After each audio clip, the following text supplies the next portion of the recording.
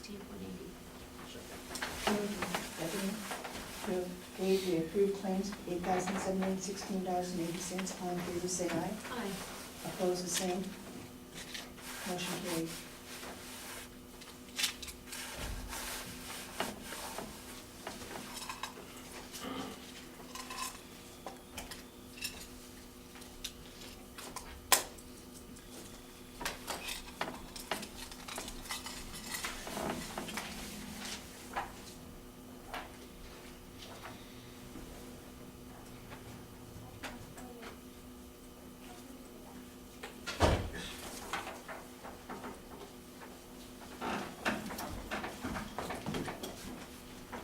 Get too far.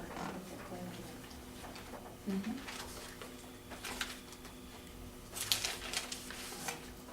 Oops.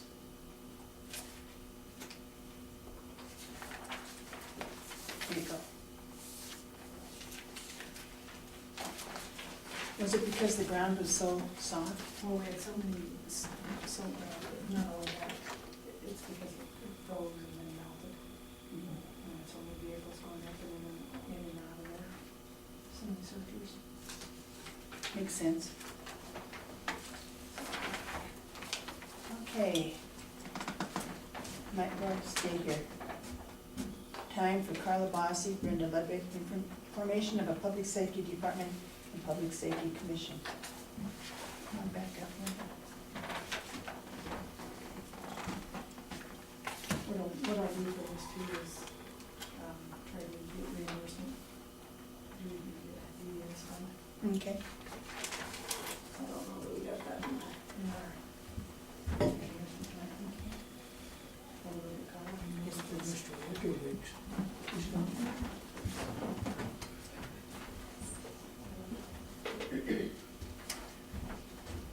We want to get in there, listen, we get. What did you get over there?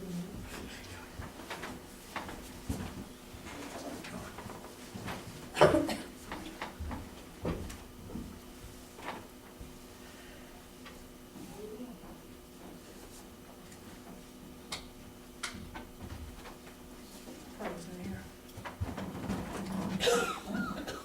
Okay. Is she out for the day or? I don't know. Well, go for it. I don't know what we're gonna do. Cause I didn't know about this until I read it in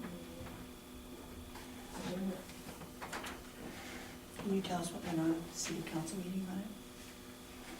Well, we met and we discussed it with the city council. What we need to establish with you guys,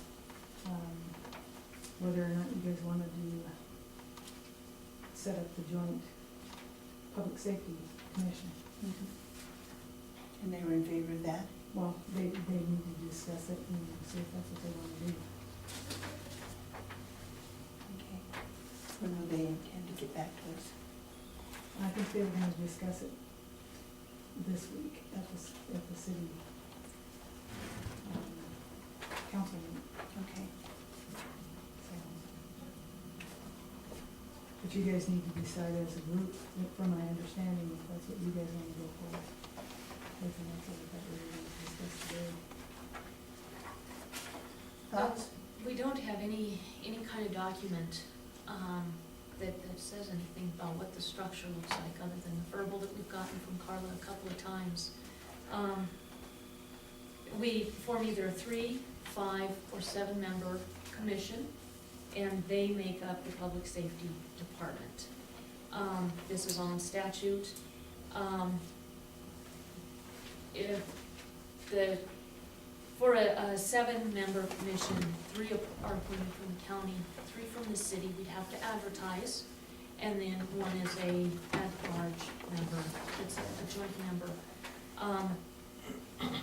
This is a committee that will, work as essentially the solid waste board does, the weed board does, the hospital district board does, any number of our various county boards. And will be a place for the public to come, to voice ideas, concerns, kudos, that kind of thing. So it's just kind of a support and an oversight board for county public safety. A lot of the feedback that I've been hearing the past 2 weeks has been, because this is such an important board and because it is new, we would be wise to start with 7, so that you have the more people on the board, the more chance we have for a cross-section of the entire county and a melding of a lot of different ideas. So I think it's a good idea. I think it's necessary since it is dictated by law that we need to have this. So, you know, again, we don't have any kind of structure, but I guess in abstract, we could certainly vote to move forward and then start the process of advertising, so that we can get this off the ground. But I would propose 7 members. Franklin, thoughts? Yeah, I think, and good, apparently we gotta get it out there so the city council can go on their part, and I think we should go along with it, all right. The only thing I'm concerned about is 7, and 5, maybe, I guess you do, I see it, to get 7 people might be, maybe I'm wrong, maybe it'd be easy to get 7 people. But, maybe yourself 5 might be a little easier, but I don't care on that part. That's my own idea. But I think we should do it. So is that a second to it? Yeah, was there a motion? Or was it, okay? I didn't really make it as I a didn't- motion, I I didn't can think you did. certainly Oh, I change thought you it did. to a motion. I thought we should have some discussion first, but if you guys are ready, I'm more than happy to write that into a motion. I think we've been thinking about this for a long time, and it's time to set the people. Okay, then that is a motion. It's moved and seconded that we go ahead with Public Safety Commission with 7 members. All in favor say aye. Aye. Opposed the same. Motion carried. Are you going to city council tomorrow night? Yeah, Would you tell them what we did? hello. And they might make some different recommendations too, and Right. then in between time, we'd have to hash it out too. And I should mention too, there's no cost of this. It's volunteers. Well, there may be a cost to the members coming to and from the meeting. I'd have to look. Mileage? That is generally something we can choose to put in, and it is very allotted to, or afforded to very few of our board members. I would be disinclined, personally, Yeah, to it have all that, depends on what but the if they bylaws request say. it, we can certainly address it. So, okay, well, I will let them know, everybody has decided. Do you have any thoughts about it all? I think it's a positive thing, because then members of the public, you know, have more of an input. And like we discussed at the city council meeting, members of the public are more than welcome to do ride-alongs with the deputies at any time. But we do have a waiver. Gives you an idea what we do, how we do it. And you get to know the deputies. And a better understanding of what we do. So, And I'm sure you'd be willing to listen to comments from the public and oh, exactly. take it to the commission. Yeah. Okay. Thank you very Okay, much. Thank you. And I'll get this back to you. Sounds good. So. All right, thank you. I have commission meeting minutes from November 12th. Those were sent out, I believe, last Tuesday. So I will move that we approve those minutes of November 12th. Yeah, that's when I talked to Anna about that. I'll Yes, second moved and seconded then to approve minutes of November 12th, 2013. All in favor say aye. Aye. Opposed? Motion carried.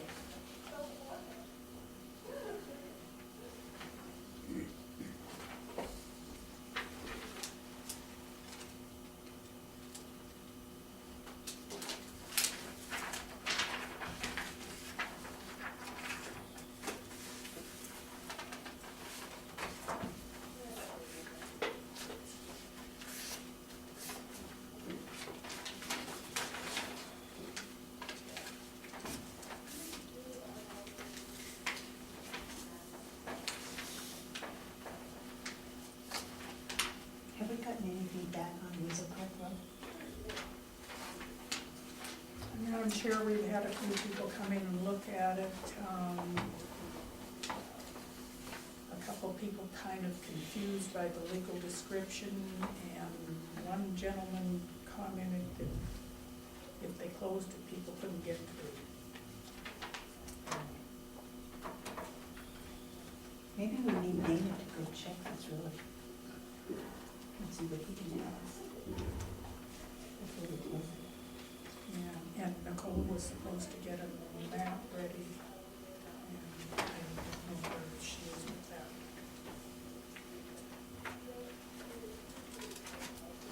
Okay. So there's really no signatures for or against, just some comments we made to you. And there's Right. signatures on the petition. But our office has received no written comments one way or the other. It sounds like still kind of confusion for sure where it's at, doesn't it? It does. If we voted that map.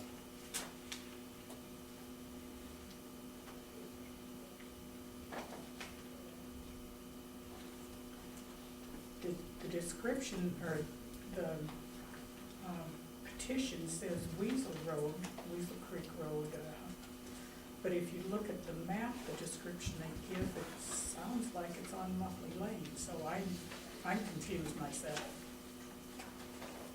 I'll get a hold of Nicole and make sure that,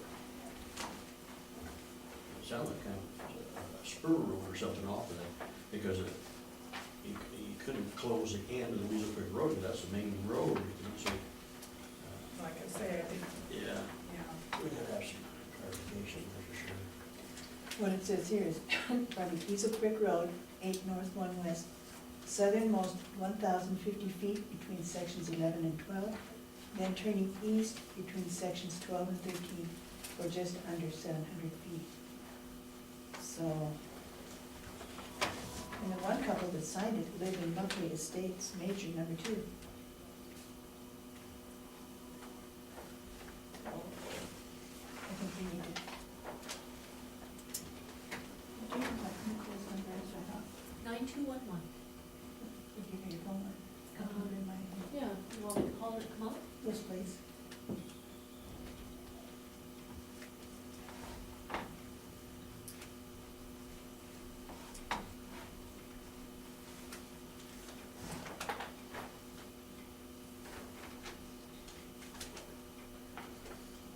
Actually, I'll give you my email description. Petition? Distance.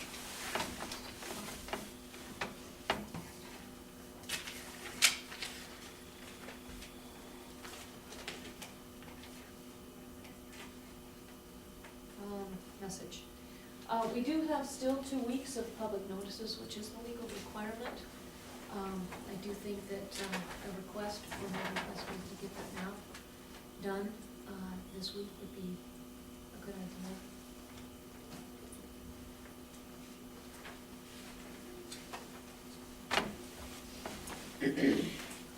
What can you tell me about this?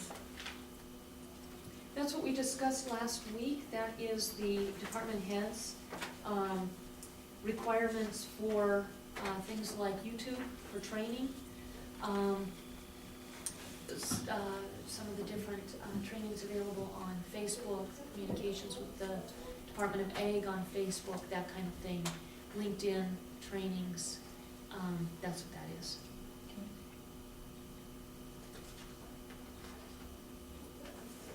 Have we heard from any of the department heads? We received feedback from Scott Dunning, Weed Department. Did forward on that email, and he just gave us just a synopsis of what he had said verbally in the meeting last week, as well as in his previous email. I think some of the ones who already sent emails are just gonna let those stand on their own, and we haven't heard back from any of the department heads. We haven't put out a memo as a commission that they were asked to do that, so that may be why we haven't gotten any feedback. So if we'd like to do that together, we can certainly do that. I think that makes sense. I'll send out an email. Okay, and if you guys want to help draft something, that would be great. We'd love to. Okay.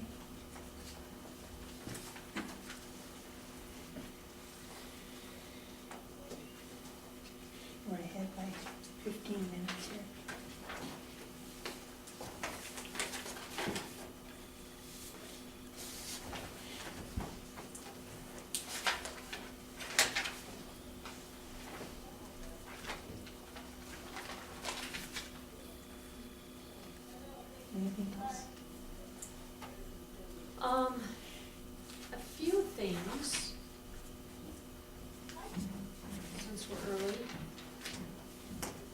I talked to Charlie this week with the TV district. I think we should have a TV district board meeting about this. But he is going to go and check our tower for CBS and PBS.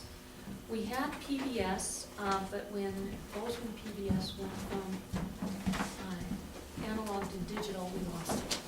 So Charlie's gonna go up and do what he needs to do to get Bozeman PBS. We've got some people requesting that. And for some reason, CBS went off the air. Charlie has been busy doing our updates of the FCC licenses. So as soon as he's done with that, he's gonna go check it out. And he'll be working with the Butte TV station on that. So it's just a matter of timing, but it should be worked done very quickly here. That you guys should know. Thank you very much. Now, the other thing is Mike Myers, our maintenance supervisor, has been going to trainings at the state, and he is now a certified building operator #1, and that means he is certified to do anything. Previously, he was certified to do electrical and plumbing and construction as long as he wasn't doing anything new. He could replace, fix, retrofit, whatever. Now he is, he said he can do anything. So that should be a nice thing for the county.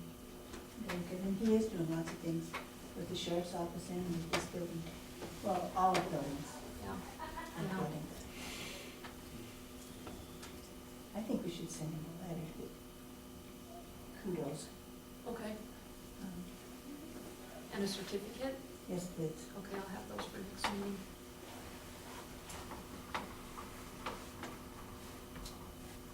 Sounds to me like it's quite an accomplishment. Yeah, it is. It's something we haven't had before as a county, so I think it's a nice step forward for us. One of many. He's proved his worth time and time again Yes, he has. to all of us. Yeah. He has by far saved us an awful lot of money. Saved us as in the whole county. It's a good thing. Look at him, else in your paper. Safety Fest. We had a safety meeting, kind of got our safety committee back up and going. The county, again, saving money, can save money by having an active public safety committee and program. That kind of fell apart last June due to a series of things that had happened, and it's gonna cost the county about $7,000 in higher premiums this year. We can actually reduce that back down and save even more by having a very active safety program. So we have appointed Mike Myers and Brian Holmes, solid waste and maintenance supervisors, as the co-chairs, weed coordinator as the co-chair, the vice chair, and Tammy Rouser as the assistant for that. And they had their first meeting last week. Jefferson County was able to save their county 5 digits by getting their safety program up and going and aggressive. So that is my personal goal for Broadwater County, is to acknowledge that kind of a savings, also at one of the MACO conferences. So that's one, but 2 is, there needs leadership of starting a county safety program, and we 3 are the leaders of Broadwater County management. With that in mind, Safety Fest is coming up the 2nd week of December. It is the 16th through the 20th with a variety of different programs. I have registered, and I don't know what everyone else wants to do, so I didn't register anybody else. I registered online. Wonderful, excellent. So I'm requesting that we cancel our Monday meeting so that we can attend Safety Fest and assist our public safety program. I think that's a very important thing. Okay, And this saves us on the insurance through MACO, right? tremendously, yes. Yeah. You know, this year it's a $7,000 hit. If we can actually, keep this going, we can save that and more. $7,000 is not a lot, but it adds up. And if we can save that amount, at the very least, it's a good thing for the county. Well, and it's needed. Absolutely. And it's required by law, so. That's right. Thoughts on it, Franklin? Yeah, no, I agree. Big saving is fine.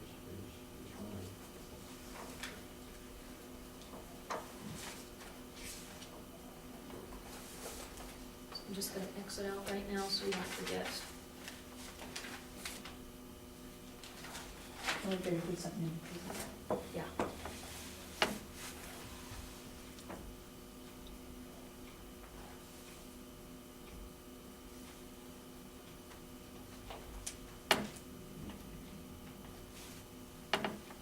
Anything else with your notes?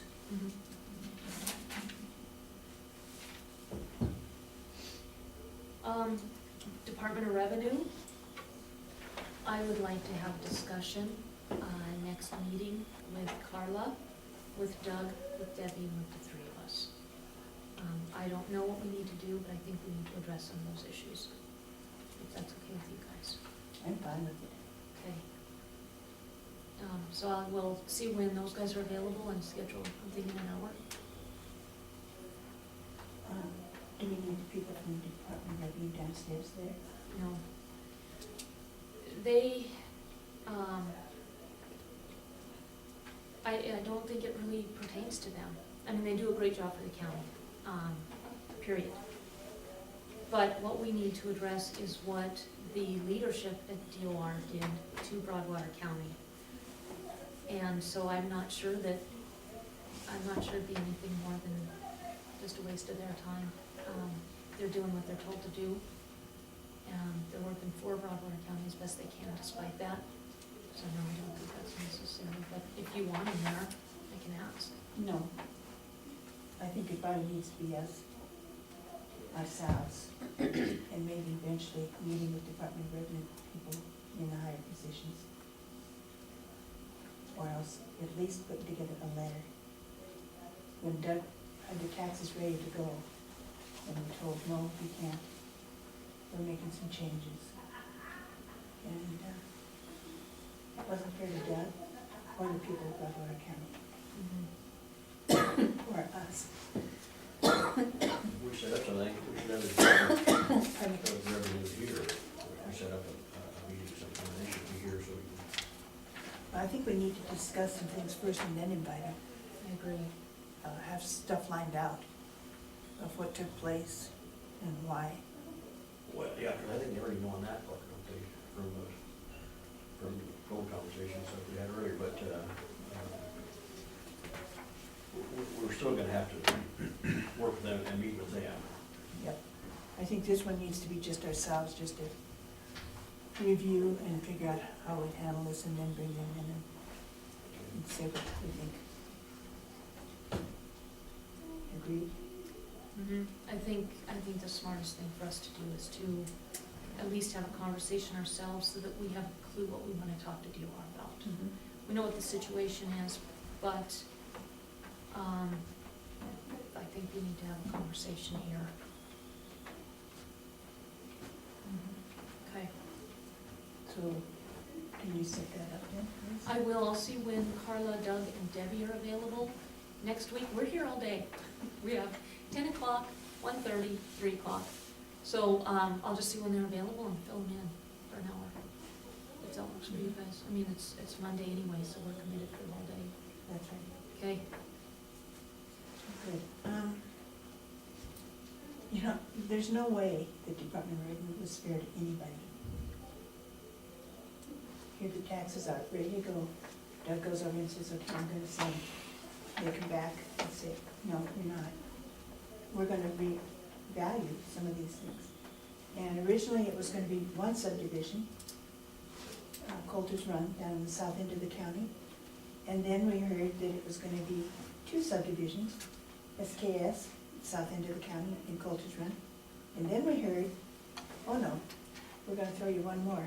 Pat Fritchie's out here off of Delger Road is gonna be in that mess too. Everybody had their hands tied. Nobody could go forth until the Department of Revenue did their thing. And I honestly think we need a letter to the governor and head of Department of Revenue, at the least, and say, here's what you did. Our taxes will be coming in 10 days late of what they should be coming in.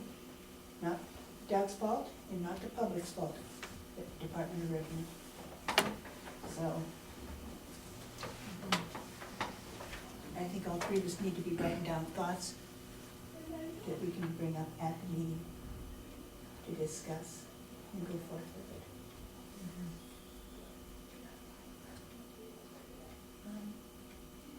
And you'd be here to take minutes at the meeting, if you could, please. Anything else on your list? One more thing, I didn't wanna ask this of Mike when he was here, just kind of spurred him on without talking to you guys. The FEMA grant, we need an employee designation for someone, to be a second point person on that grant.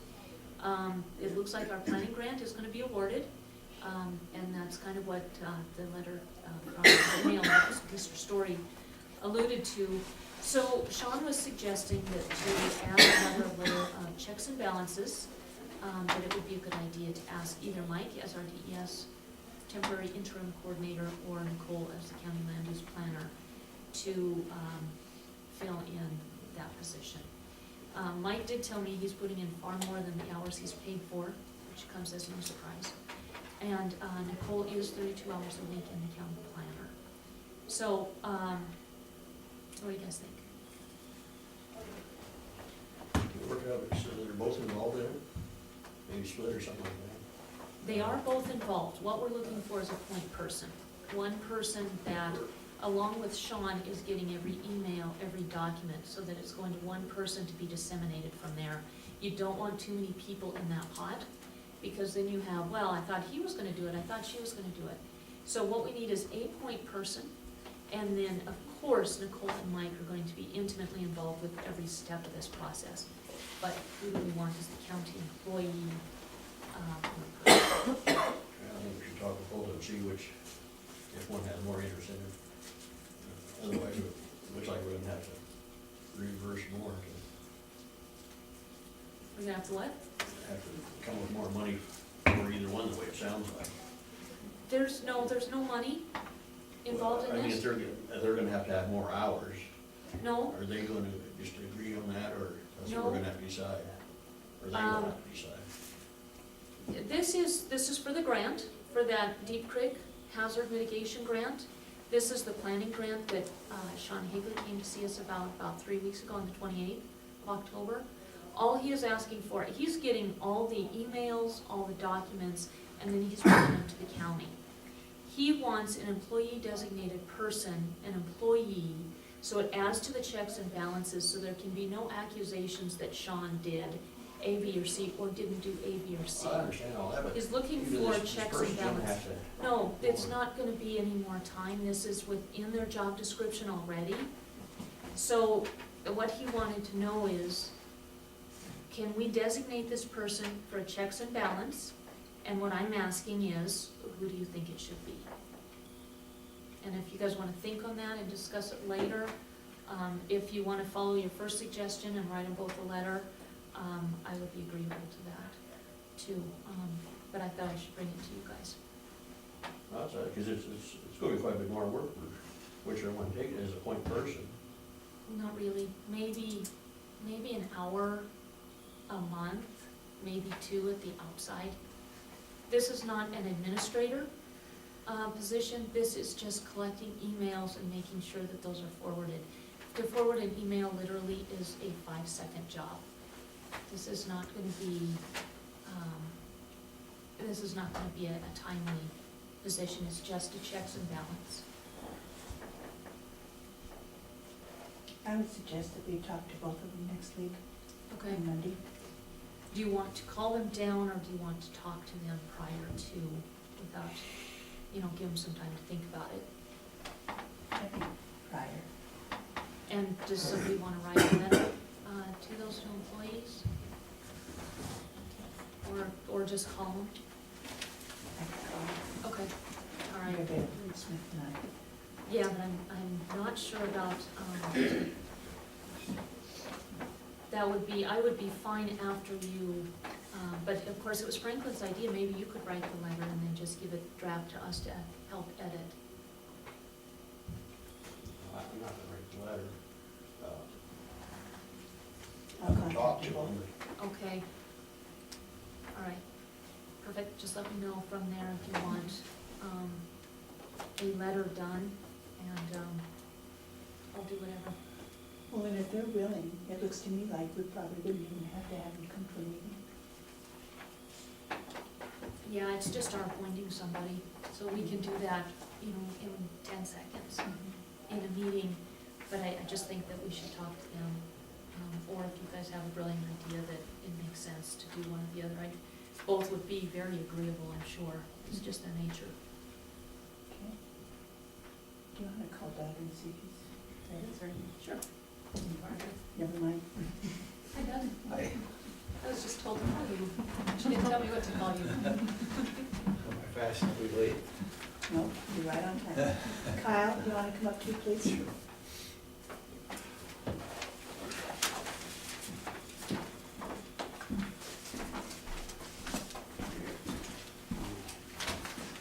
Morning, gentlemen. Morning. Morning. We got some props here. All right. I want to see the dollars that go with them though. So we,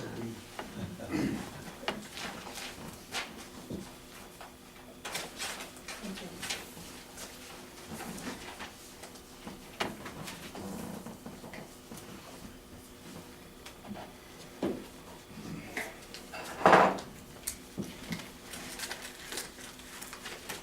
Yeah, I got mine from the other day. um, so we can get started. Mhm. First of all, we just want to personally thank everybody for the support through the mill levy and the support that you've given us all along. We have several board members, we've got Brad Campbell and Tom and Bill Upthegrove, we've got Marcia, Hugh, and we've got Nancy, who's been helping us in the ad hoc fundraising, and then, of course, Ernie represents the foundation and incredible job that they've done. I'd like to just kind of talk a little tiny bit about the past, about where we're at currently and where we want to go in the future. The past, just about this time last year, we were about a little over $800,000 in payables and about 1.1 million in receivables. Our community met. Several people, including people here, were represented in that the second week in November, and outlined 4 or 5 things that needed to be done. One of them was to increase the fundraising effort, to market our services, get this operation open, full operation. Look for some partners, correct our revenue cycle, which was broken, and recruit future medical staff members. Virtually all of those things, we met 6 months later, virtually all of those things have been completed. The fundraising was incredible, as you well know. The marketing, I think we've gotten the word out that we're open, and we still have some people ask whether we're open, but we're nearly full every day. In the critical access, we license beds up to 25 beds. We're almost full almost every day. The partners, Bozeman Deaconess helped us incredibly with the revenue cycles, and we have that working, and we'll continue to have it working very well. I think Ernie got a bill before he got home, I think, the other. Anyhow, revenue cycles on, and we've recruited Aaron Peters, who is a physician's assistant. Floyd Boyden, who's also a physician assistant, has allowed us to have a walk-in clinic, an urgent clinic combined, and those people also cover our emergency room as well. So today, we were on track last October, November, December for that facility to lose about $2.4 million. And the loss for that year in June was $840,000. So that was nearly a $1.456 million turnaround in about 6-7 months. Our message has been consistent: we need help. Our request is $400,000 of PILT I understand there's a lot of pressure for that. You know, we're not only partners, we're joined at the hip as a facility that does get district dollars. You know, if the worst came to worst and we had to shut that place down, it would become, you know, county concern. So that gets us right now to the present. And when we look at the present, we are busy looking at what we can do for the future. And the past model, I think we all agree, has been questionable. And we've always had to have contributions through the mill levy, sometimes through the county. Obviously, it had to have active involvement from the foundation. And so what we're trying to do is what can we do different? What can we do that other hospitals our size around the state are doing that are finding themselves more profitable so that the bottom line can contribute to this operation, and we're not always here asking. And so we've, through grants, been able to retain CTA to take a look at our whole operation and what it is we might do to improve it. Three things come to mind that we're looking at, drilling down deeply on, is imaging. And this is kind of interesting. Our competition in Ennis and Sheridan, who are Class C community school systems, all have CTs or are going to have CTs. CTs, computer axial tomography, is just the way to do business anymore. And so we need to take a hard look at that. We're drilling down, and I think overall cost that we can get through grant dollars. I think the board has always said, whatever we do, let's see if we can get it done through a grant process, and we're applying for that right now. Overall cost should be somewhere around $400,000. About $150 to obtain the CT unit, probably another $50 to move it and install it, and possibly $225,000 for actual remodel. Now we're looking at other ways to keep that cost down. We're not pegged on that yet. Obviously, we've always said along the way that the mechanical and electrical need upgrades, and we need to do that now in many parts of that. And CTA architects are going to come back, and they've had an opportunity to study the mechanical and electrical. They're going to give recommendations to us. We'll be at the next board meeting Thursday night. You know, we always have the uncompensated care issue. There are probably 650 to 700 people who have come through Broadwater Health Center who cannot pay. And we've tightened that process up, and yet we probably will write off about $400,000 a year in uncompensated care. There's no way to get that taken care of. We have an obligation from our lease through the county to provide uncompensated care, as well as with Medicare requirements as well. So we'll always need help there. It's just that's how it is. And then along this whole concept of continuum care, you know, we have been told by the state that by Thanksgiving they'll get word to us on the policies and procedures so that we can begin the whole process of reopening those 16 beds. It's been a long haul. I'm disappointed it's taken this long. It's been in the state's hand nearly 11 weeks, and it's one of those things. But also in the continuum of care, there's probably a need, and we've had a grant to look at the needs assessment for the whole county, but we think there will be a need for a continuum of care extension for the right kind of assisted living. So all these things are being explored by the board right now. We actually have some positive news. This has not been approved by the board as yet, but our financial statement for October may actually look like we could have actually had a $20,000 net income, but part of that is through gifts as well. So long and short, the past was very, very tough. It was a perfect storm. What could go wrong did go wrong. The current, the clinic is up and running. We're hearing great things about the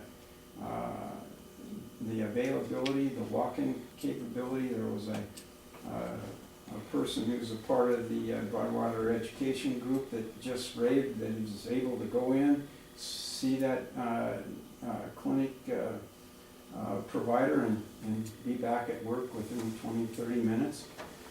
As again, the beds are full.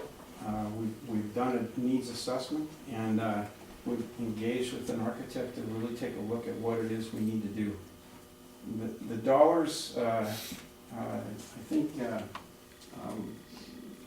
Bill Huber, our past chair, was about 6, 7, 8 weeks ago, indicated that we're going to need funds to help make this go.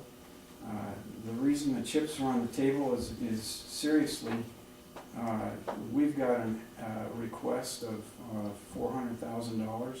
We asked for also forgiveness for this first year. We've always said that this fall will be tough. It is tough, but we're doing better.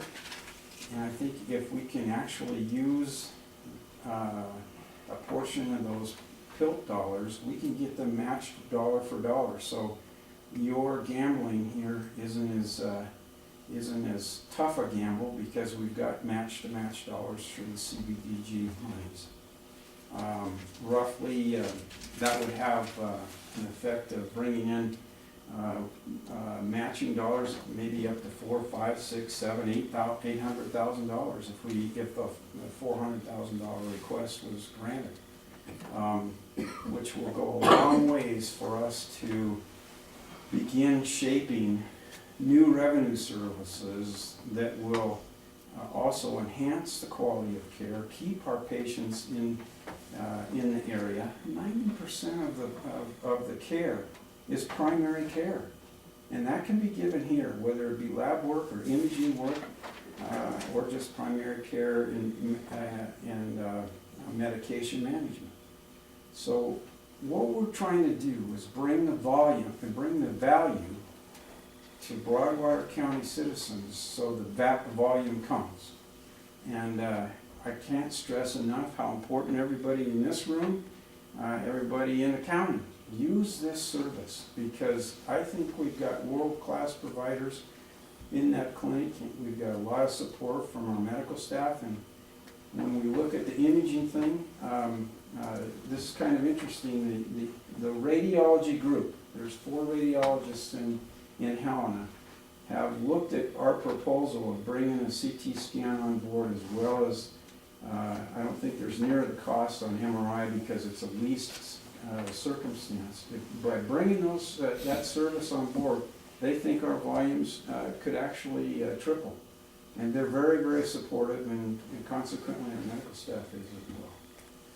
So that's the past, the present, and a little bit about the future. We're looking for different ways to provide service to people of Broadwater County. Another thing that we're looking at is maybe community health center concept, bringing that whole public health service opportunity to Broadwater County. Each one of those things that we've talked about, the continuum of long-term care, the imaging services, are all through grant dollars and not necessarily loan dollars. And so if we can get this matching dollars working for Broadwater County, that's huge for us. And so that's why we're here, and that's why we're asking for your consideration. As I said, this would be a tough time, fall, after the year that we've gone through. Again, starting 3 new businesses takes a lot of capital. And we don't want to keep doing the same model that doesn't produce revenues. So that's why we're looking at different services. There's only 4 other hospitals that I know of that don't have imaging services that we're proposing. Ekalaka, Jordan, Fort Benton is considering, and Sheridan is actually gonna implement. All the rest of the hospitals have an imaging center so that they can care for those people. And what does that mean? We're talking about 20 to 40 CTs here a month. Well, just think of the dollars that leave our community to go get a CT. There's $300-400 by the time they've done their shopping in the grocery shopping and that left Broadwater County. And I guess an analogy that we can come up with is, you know, how many farmers had double 4-wheel drive tractors 30 years ago? How many of them have GPS today? How long did it take to get GPS in their tractors? How many of them had air conditioning in cabs 30, 40 years ago? I mean, we really do need to help bring the Broadwater Health Center into the 21st century. Our message has been consistent. We're always going to need the money, and at least this first year, and some people think we may need it. When you write off $400,000 in uncompensated care, you got to make that up somehow. And so that's why we're here. I may have left some things out, and you may have some questions, and fire away. I guess I got one question, I don't know whether you can answer. I'm so confused in this new health plan that everything is, and in there, that everyone has to have insurance. I don't know when that's supposed to take effect, and if it does, what's your feeling on that? Frankly, join the club. You're confused like I am then. I got to tell you that, you know, everybody, we got notices that we're dropping. Okay, so now as a group, we got to figure out how we're going to get covered and whether the proposed exchange could provide services on a lesser cost to our employees than our group would provide. And so we're out scouring.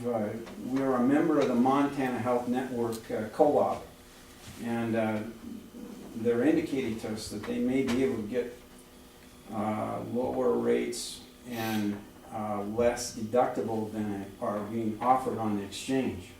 We haven't seen it in front of us yet. It's got people, even some of Bacchus's staff are very concerned about what it's doing to them and how they're going to be covered in the future. So we should maybe start a club, because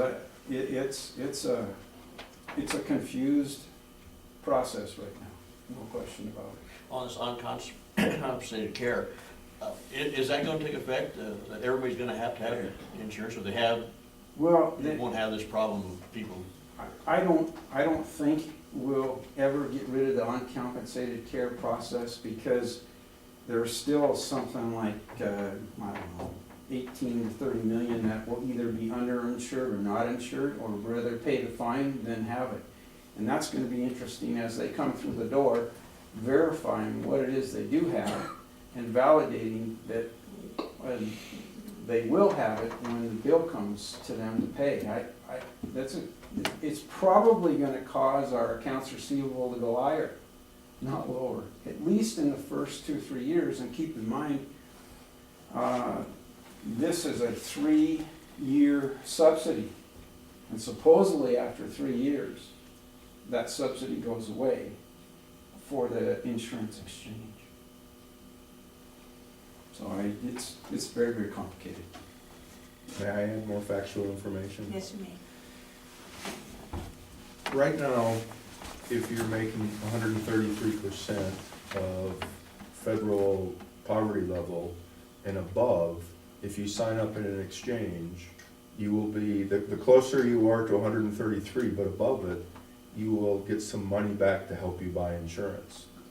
Montana did not pass Medicaid expansion, So if you're between 100%, if you're below 100%, you get Medicaid, but if you're between 100% and 133 for a single person, you don't get any help, because Montana voted not to do that. It probably will compound our issue, at least in the short term, until that's addressed. So there's this donut hole right now in Montana that are probably people who fall into the uncompensated care category that, at least for the next few years, will affect us negatively at the hospital. If that helps any. On top of that, the government's going to a new billing system called ICD 10 instead of ICD 9. And they've flat out said, you might not get paid from the government with that bill for 3 to 6 months. So start putting dollars aside so that you can weather that storm. So if it's anything like the implementation of the current Affordable Care Act, we could be in for a tough ride there too. What kind of changes, Kyle, are they making to, I understand Medicare and Medicaid are both being affected by this also. You know, I'm gonna just generalize, it's more access for less money. That's the change I would say. It's more access for those who can't afford it for less money to the provider. What are questions? So volume is gonna matter hugely with Oh, yeah. that scenario. And you know what, we need everybody's help to get the word out to the people of Broadwater County that we are gonna be world-class, top drawer. They're gonna get the best care they can get in primary care anywhere. And that we'll have the diagnostic capabilities. You know, when you think about it, we may have a patient in the ER that probably needs a CT. And the question is, do you fly a helicopter in and evacuate them out? That could be easily a $40,000 bill. When if we have that service available, do the CT, the charge might be somewhere around $1,200 to $1,500, and we'll have a determination whether we need to send that patient on or not. Those are the kind of things that I think in the long run will save our people in Broadwater County dollars and improve and enhance the care they're given. And that's what this is all about. Plus, the positive side is that we keep the people here in the community, and it's in the past, and we project in the future that it will be a revenue maker for us. We have to look at new services like that will provide bottom line contributions. So we're asking for the 400,000. I know there's a ton of pressure for you. We think that in this process of gambling, that this is a sure bet. What do you think the percentage is of people in Broadwater County that go out of county for their health needs? You know, we're doing an assessment study currently that will help us answer that. You know, I hesitate to guess till I get that information. You know, I just don't know. Is that the study that's mentioned a couple months ago, maybe? Yes, That's, we sent out 800. I think we had a response rate of somewhere around 20 to 25%, and but we haven't got the results back yet. That will give us a really good idea of how much is going. And you know, there are a lot of elderly that just can't make the trip. There are a lot of younger ones that feel like they maybe need to go elsewhere.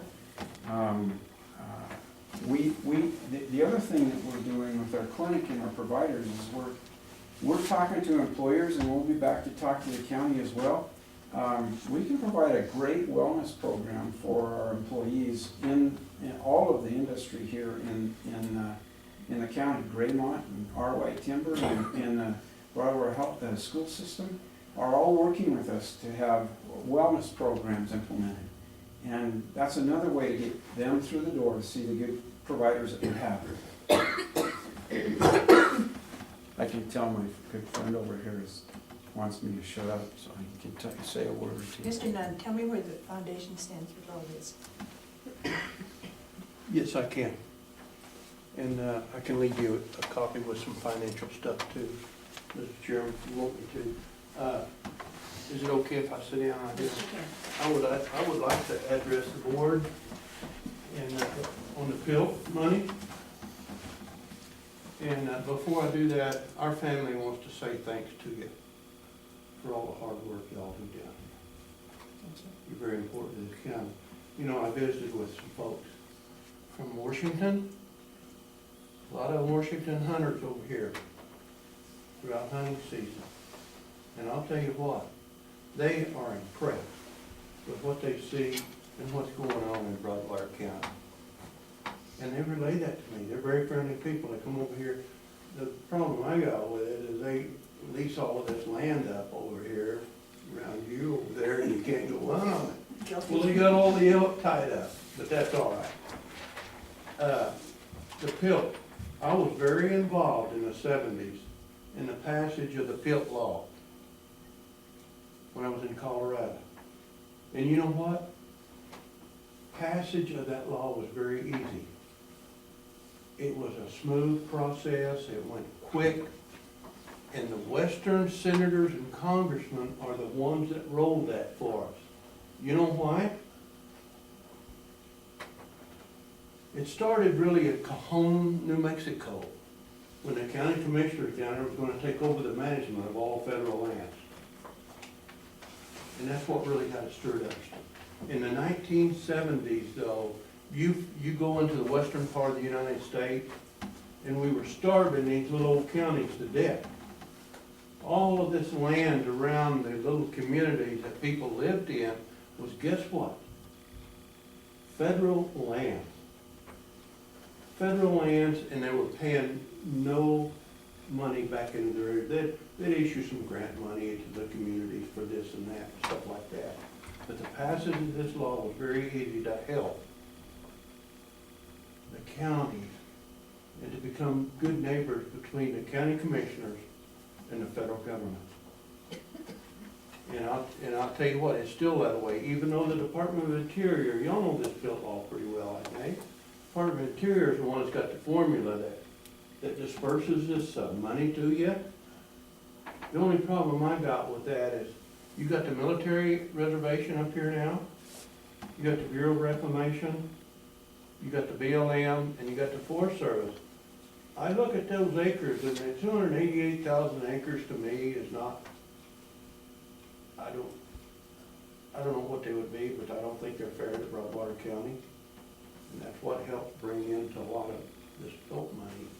But let me tell you, when we were politicking the PILT law, payment in lieu of tax, there's some things that floated to the top. And when I was in Colorado, some of those counties didn't need any of this PILT money, but a lot of them did. And some of those things that floated to the top, and we pushed for those, is when you give this, when we roll this money back to the county commissioners, it is available for public structures. It's in the law. Even you can help build schoolhouses with this money if you want to. Firefighting, roads, the whole system. They have given you folks a discretion and authority to say where this money is spent. And I think it's kind of wide open right now. To me, $400,000 is a very, a cheap price to pay to keep 80, 70 some workers working in Broadwater County. It's a heck of a payroll. We made it, you know, the foundation made a commitment, Elaine. This hospital is not gonna close because of finances. And I know I've had a little tune-up on my heart here in the last few months because we worked long and hard on making, we woke up last November, last year, hospital was broke. We didn't have no money. We couldn't even pay our bills, and the outstanding bills on that thing was like, oh man, $800,000 we owed.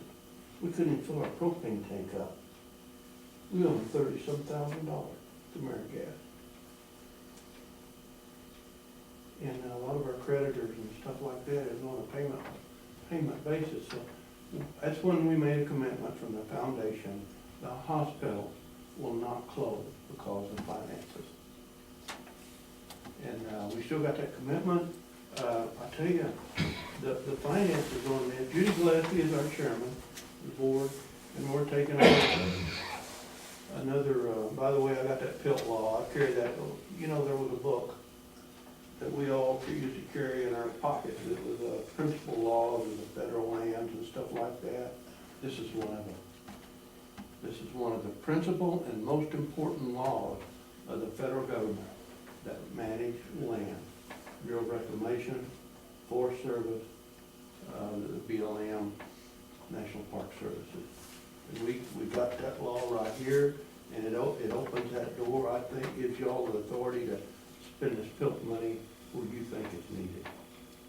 The finances, I'll give you, if y'all want a copy, I don't have, here's some of the money that we rolled out to keep the hospital afloat here. We got, Judy Gillespie is our chairman, and y'all all know Judy. She keeps a mean record, she keeps a choke string around me from trying to spend a little money here to promote some things, but, you know, the fundraising that we went through was substantial. We had some very good gifts from a lot of people in this county. And here's the thing that, you know, that y'all may not realize is that we had over 700 people in Broadwater County that gave some money, even 4-H kids, right down to $5. But there's some big checks in that too, nice checks. And one of the things that we done, and Laura, I see Laura smiling over there, that worked well, is we formed a strike team made up by our mayor and county commissioners to go and talk to people about raising a few bucks for a hospital to keep it afloat, and it worked. We rolled a lot of money into the foundation for that. The foundation right now, you may, as you know where that money come from, Dolly McMaster and Jim McMaster, Bud, left a lot of that money to us. We've probably got $2.5 million invested now. The revenue, that's a perpetuity. But we did dig a little deeper into that this last time. We're not gonna let the hospital close because of financial stuff. Dolly had to change her endowment and the papers on that to let us dig down into that and to pull some money out because we couldn't do it. We can't do that with Jim's because he's dead. But Dolly done that for us. We've still got about $2.5 million in our portfolio that's invested. We're gonna take on a program here. I'd like to see that double. I'd like to see that go to $5 million in an endowment fund, Frank. That would mean that we could take the interest off of that money and roll back into the system to keep from having to go out and do a lot of these annual, it would help us with the annual funds that we get back. So the foundation's very involved in the financial part of this, and that's our responsibility. And we got a good crew. I don't know if y'all know who's on that. Judy's our leader. She knows a lot about this stuff. I know enough about it to be dangerous. Lonnie Gobbs, Lonnie helps us out on that. If he hits oil wells over on his dad's old ranch in the eastern part of Montana, we won't have to worry about any more money. We'll just let Lonnie pay the bills for it. And I think they are gonna drill on his ambulance. Joanne Slipka. Joanne has been on our board now for a long time. And that's who makes up our crew. It's easy decisions for us. When we get, once a year, we get that revenue.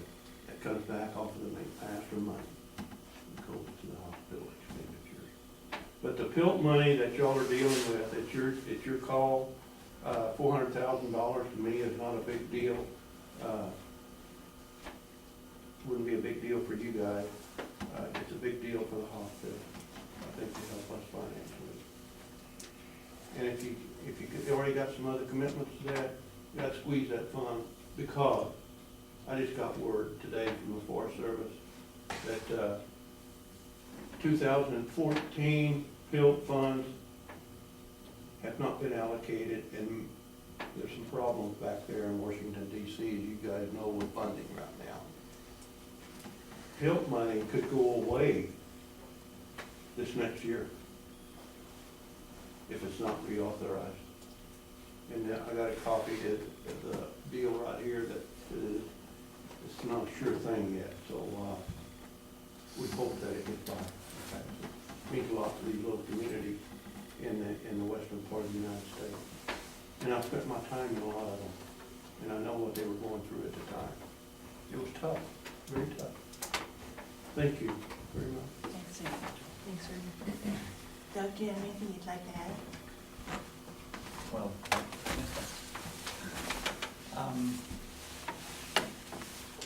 my point of view on it, I have to look at it as a county official, I have to look at it as a private citizen. I mean, it's hard to separate them sometimes. The bottom line right now in my office work is we covered the first loan payment, $61,736.98. In order to balance my books for October, I need to do a journal and pull those funds out of some account, whether it's PILT, wherever it needs to come from, that has to be done to balance the county books. So as a treasurer, that's kind of a top priority for me in order just to get balanced.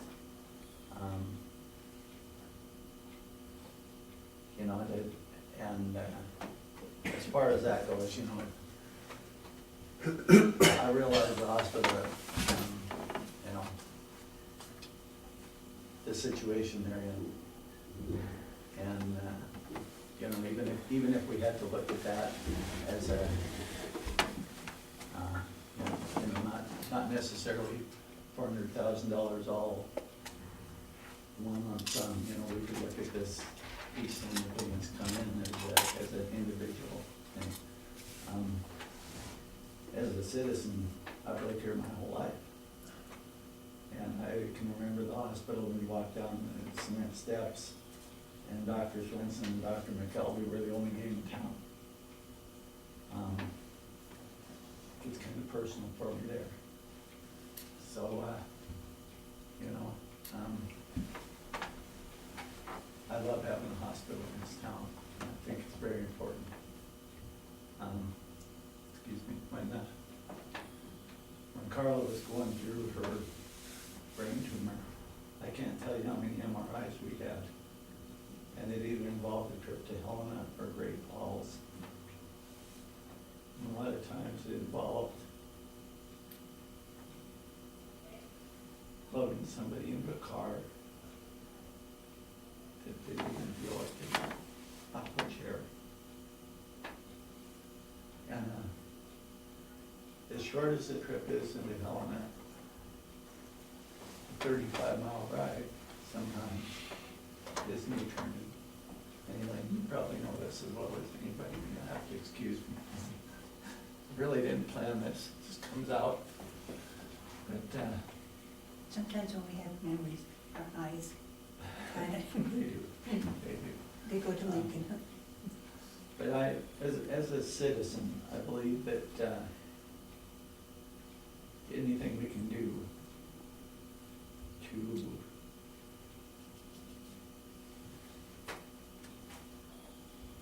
make this hospital a better, more viable business, health center, whatever you want to call it in Townsend. That becomes more than personal for me, it becomes personal for the county. And it's a county that I ran for an elected office in and was lucky enough to get it. and you have to care for the people in this county. And I know there are people that have financial hardships. I know there are people that don't struggle with that quite so much. I watched, just in my office, the debacle we had with the school funds, which was roughly the same amount that we're talking about here, it was roughly 400,000. And I watched that being taken care of in 1 year, by milling an extra 7 mills in the taxes. Was it a hardship on the people? Yeah, it caused some people a little bit of a hardship. It saved the schools, it was clear in a year. That much money, when you get that many people joined together, it really isn't that big of a deal. It really isn't. I'm very pro-hospital, that's just my personal point of view. My mother-in-law is still over here, and I wouldn't want to put her anywhere else.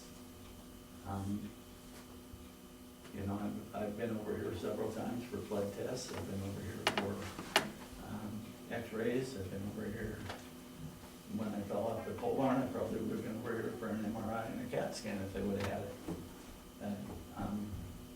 And I can tell you, from falling off a pole barn and breaking 9 ribs, Franklin, you know where I'm going with this. A ride in an ambulance with 9 broken ribs. It's just not fun. It's just not fun. I just, as the treasurer, yeah, we need to get some resolution here somewhere.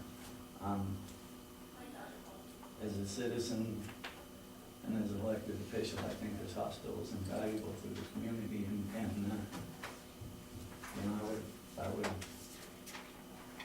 myself personally do anything I could to help them. And I guess that kind of, if it runs over into my professional life, I guess I handle that at the next election. But I'm not gonna make any bones in the fact that I support the hospital. I think that if we have it in our finances to help them, which you guys, that's your call, that's not my call.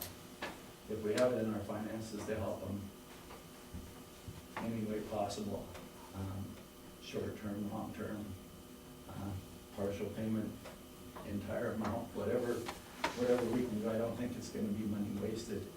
I think they're just as important as the sheriff's office, they're just as important as the school, they're just as important as the treasurer's office or the commissioner. Having that hospital here is that important to this community. If we lose that hospital, it's gonna have a devastating effect not only on our economy, but on the quality of life we have here. Well, and if people have to go to Helena for a CAT scan, you can't convince me that they aren't gonna stop, get groceries, go to Walmart to get whatever. That's not gonna be the only money they spend on that trip. And there were times that we spent an entire week in Great Falls having a test done. And that's a week's worth of money out of the business here. To go from what a lot of people have considered just an emergency room to a functioning hospital that can take care of your needs, I just think that's huge. I think that would just be I think it would be a huge asset as far as bringing people into the county, and a huge asset as far as taking care of the people of the county. I don't see that. I don't see a downside. Any of the real estate realtors here in the county will tell you that people that come here from out of town looking for homes, the first question they ask is, tell me about your medical facilities. And we all know that we're all getting older, and there's a lot of people in this community, they're in the same boat, getting older. So they're looking for, where can I go? That I'll be able to have the care I need. Yeah, absolutely. It's just, and you never know when you're gonna need it. I don't know. It's easy to say, I don't need car insurance, because I'm never gonna get in a wreck. And when that wreck comes and the tickets come and you lose your license and you lose your registration, then it drives it home to you. And that's a small thing. It's a very small thing, but what a terrible thing to have a heart attack or a stroke or some other catastrophic illness and not have the time to drive 35 miles or 60 miles to the nearest hospital. It's just, Time is very important. it is. It is. And I guess in my mind, it's just not a question of, is it important? It is important. It's a question of how much we can help.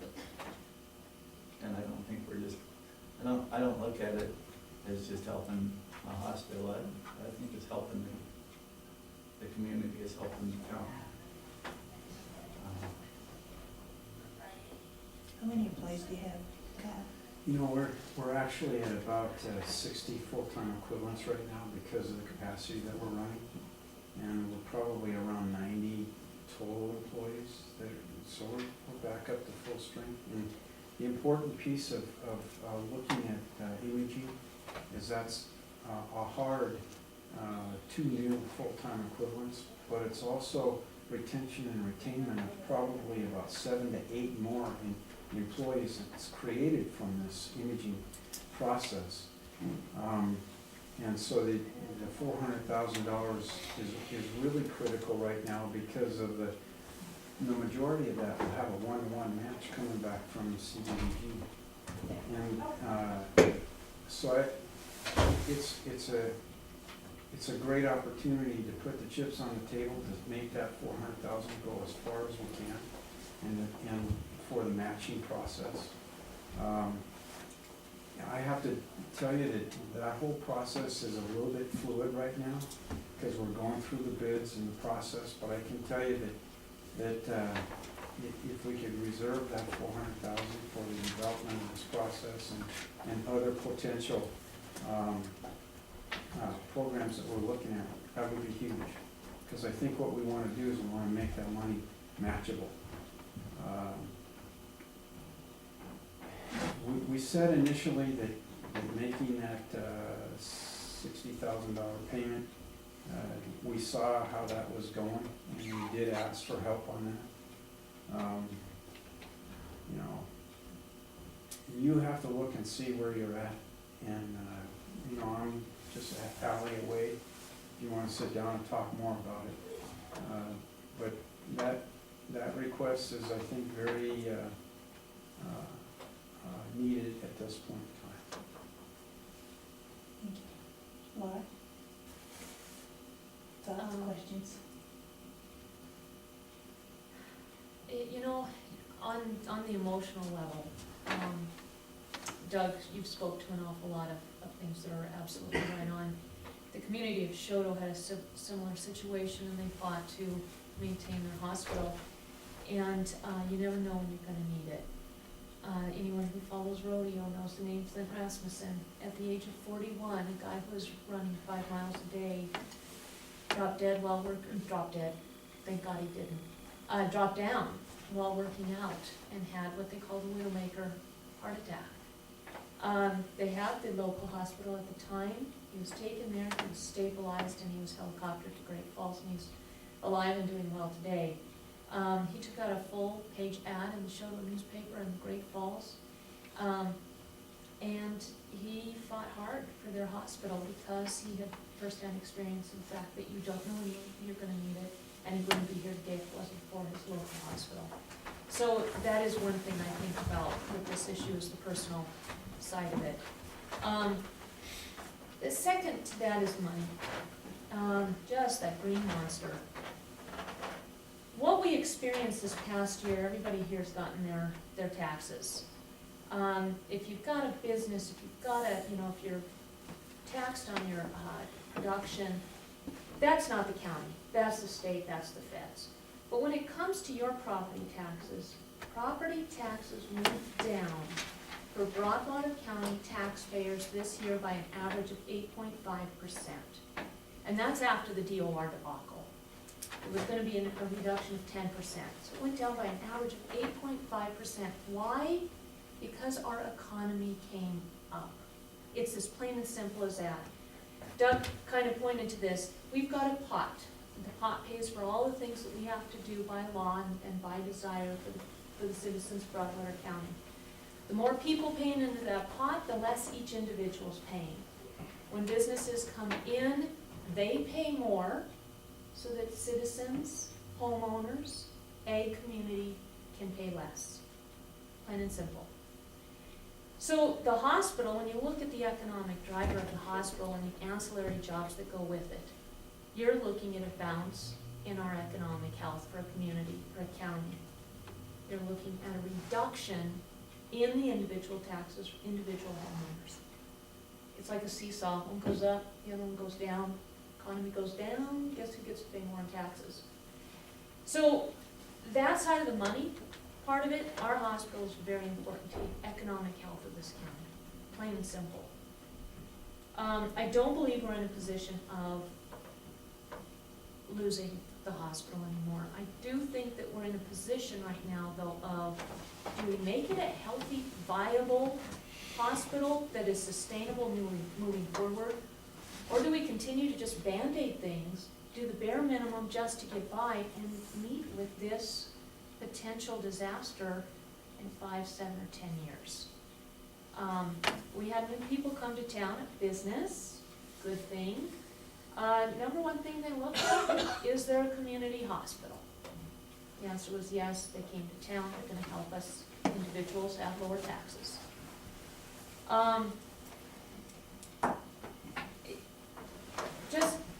I guess, there's a whole lot of things I have written here. I think that's the bottom line. I'd be happy to talk on more other stuff, but individuals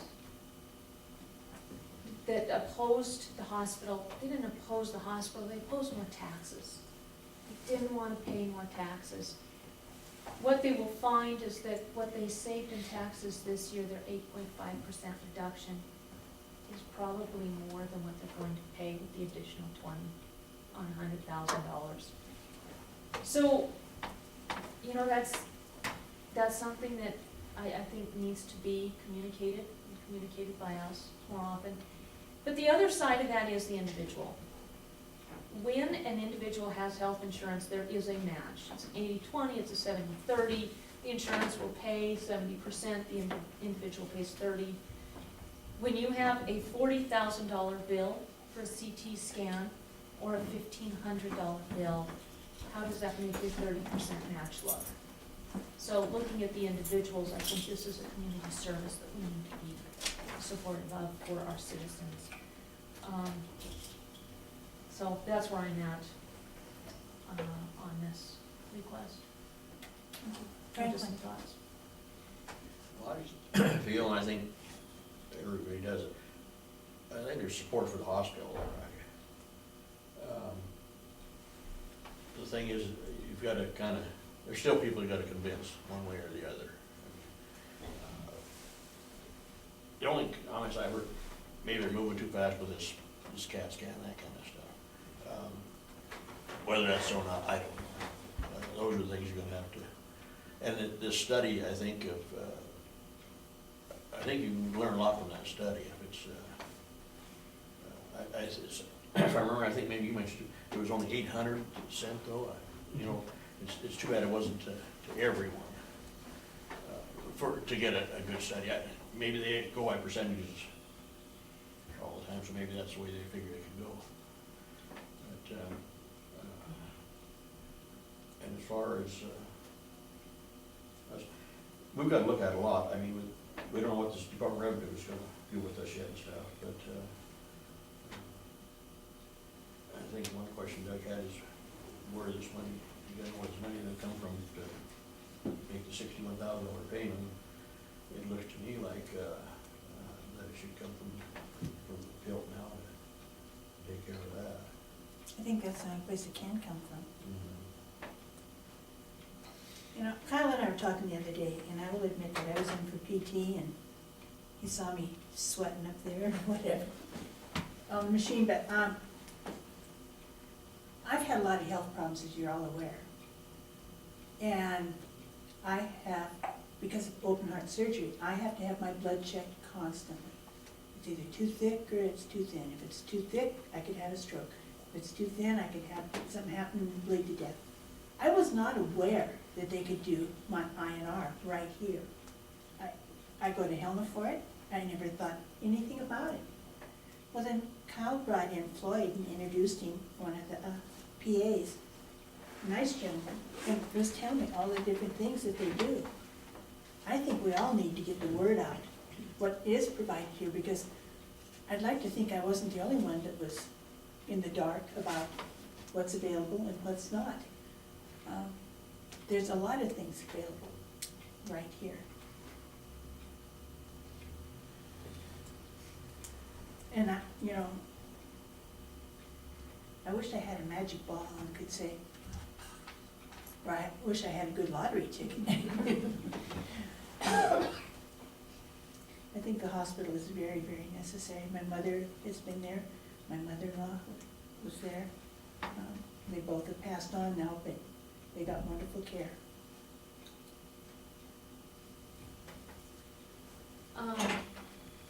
Community support. As leaders, the three of us have been privy to and expected to go to a lot of meetings, Hospital Board, Foundation, District, community meetings on this subject. As leaders, we've been addressed by board members, by the CEO, by the CFO, by various citizens about the finances, about the opportunities, about the laws, about all the different pieces that the public doesn't necessarily know. And that needs to get out to the public more, more the under the surface, basic educational information. But we happen to have a whole lot more of a knowledge base with why the CT scan is important. We, of course, can talk to other commissioners who've worked with their hospitals and other counties, and we have. So we have a responsibility that goes along with that additional knowledge base. The second thing to that is the community has shown their support in the mill levy. That's one vote.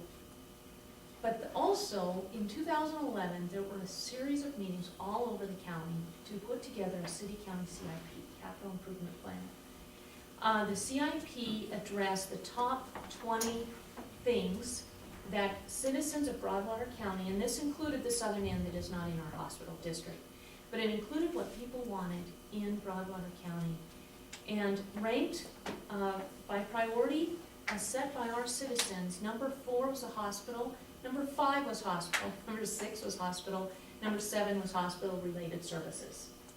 That speaks volumes. The recent vote, that's a message, but the CIP speaks volumes. With that in mind, I support what Franklin suggested as far as the first loan payment, and if that were a motion, I would second it. But I'm also going to suggest that it is always, every single year, it is a threat that we're going to lose PILT. I talked to John Flynn before he passed on about that, and he says, Laura, he said, that threat's been there since when I started, and he was a 35-year county attorney. So we can safely say that the threat of losing PILT has been there probably since it was started. But the tenacity of some of our West Coast leaders have carried it through. Many counties use their PILT to balance their budgets. That's just in Montana. There's a number of western counties that would absolutely fall apart without PILT. I think Congress, as much as they like to pout and threaten, have an idea of what a huge hit it would be on the United States for so many communities to lose PILT. So it's a threat, it's out there, it's been there forever. We don't have a mountain of PILT, so I am not comfortable with $400,000 right now. but I'm also not comfortable with closing the door. I am going to suggest that we match what the citizens just voted for, $170,000 of the PILT,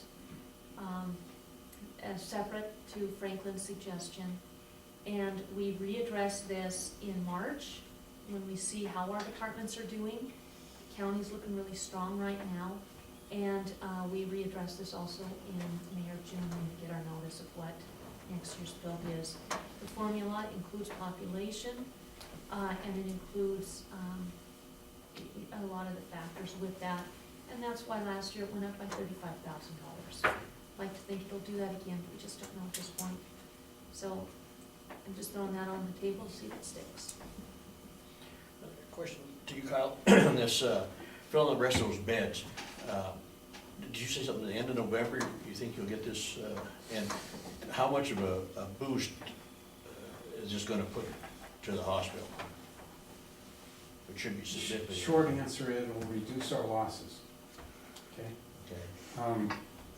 There are 16 beds we have to get filled. We wouldn't staff those automatically, we'd staff them as we get them filled, and that's the answer, it will reduce our losses. Many of those beds are Medicaid, and they pay you less than your costs in some instances, so we're gonna make up the difference if we have private pay in those beds, with 16 beds that are empty. I think the areas that you see other hospitals attracting to, like for instance, Big Timber is about as close to our population base, and they've got Billings 80 miles away, they got Livingston 40 to 30 miles away. They're doing 70 scans a month now in Big Timber. So that's revenue that we want to have in our coffers, and that's leakage that's happening in Broadwater County, the other communities that I think we can retain. I think people will be ecstatic when they come in to see the image of what a 16-slice CT can do. And the radiology group up in Helena are recommending that same unit. So we've got to get the nursing home beds filled in order to lose less money. We got to look at other revenue sources that will be of value to our citizens here, and the CT is obviously one of them. I think that I think it's a great recommendation that the payment be provided in 170 or 200. I think the reason I'm at 200 is because it looks to me like if you could take that 200 and double it. That's what those chips are about. And so every dollar that you can put into that, we're going back to CDBG and asking for a contribution on a one-to-one match. It's probably, and then saving some dollars and sort of half earmarked for a hospital, because as we take a look closer at what we can do for extending that long-term care or advancement of long-term care, I think we've got some really positive revenue potentials as well that might end up matching it again. So I guess the request would be, if that's what you feel you can do, 60, and I would say 200, but because that's about, I think, what the equipment process will be, and then earmarking another 200 if it possibly could be in March. That'd be a very fiscal-minded way to go about it. Do you have a waiting list for the nursing home? You know, we have several people who are very interested, and you know, that happens, you know, when they're ready. But I think the reputation is that we give the best care in the valley, including Helena and Bozeman. So we'll have to market it, no question, and it won't be filled right away. Well, and I think when you market, you need to really, and I told you this the other day, whoever does your PR stuff needs to hit that big time